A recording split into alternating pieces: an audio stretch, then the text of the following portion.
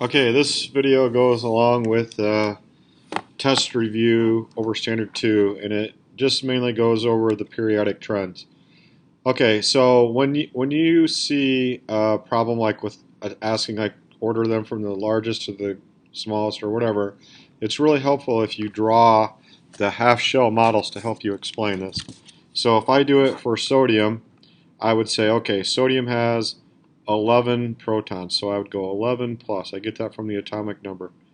I draw a circle like that, and I go sodium. Then I look. Sodium is in period 3. That means it has 3 shells. So I go 1 shell, 2 shell, 3 shells. Okay, this is just drawing the half shell models. Okay, potassium, it has 19 protons, and it is in the 4th row down, which means it has 4 shells. 1, 2, 3, 4. Okay, boron, okay, it has, so I'm going to draw it up here. Boron has 5 protons, and it has 2 shells. Fluorine has 9 protons, and it also has 2 shells.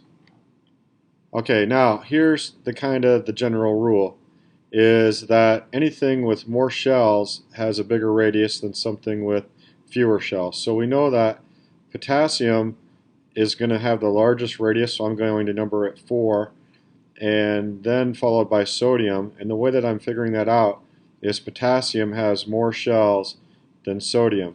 All right, so if I had to explain this, I would say potassium has a larger radius than sodium, boron, and fluorine because potassium has more shells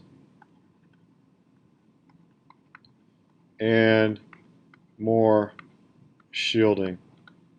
Shielding is when the inner electrons shield the outer ones from the nucleus, and what that can do, it can allow the radius to get bigger. Alright, so potassium is larger than sodium and boron and fluorine because it has more shells. Sodium is larger than boron and fluorine, so you could say that sodium has a larger radius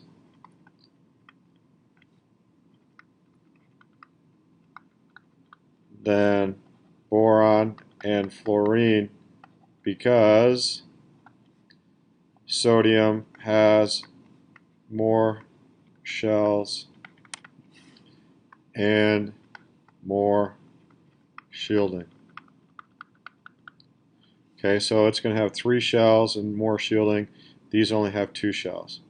Okay, so we know that potassium is bigger than sodium, and sodium is bigger than boron and fluorine.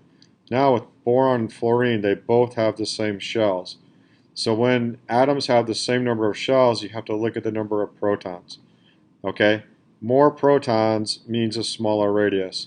So fluorine will be smaller than boron. So we know that this is going to be the smallest, and that's the next largest. So basically, we could say that fluorine is smaller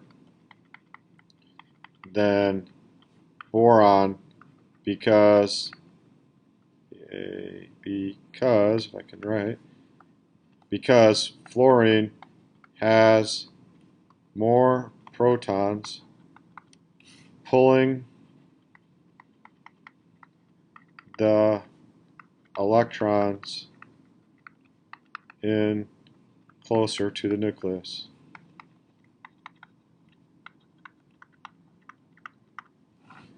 Okay, so now the general trend then for atomic radius is they get larger going down because they have more shells and more shielding. So whenever you're talking about things comparing them going down, you should be talking about more shells, more shielding. Okay, going across, they get larger going this way, and it's all about the number of protons. So you better be talking about the number of protons when you're comparing things that have the same number of shells. You should be comparing the number of protons, like I did with fluorine and boron. Okay, that's it for this first video.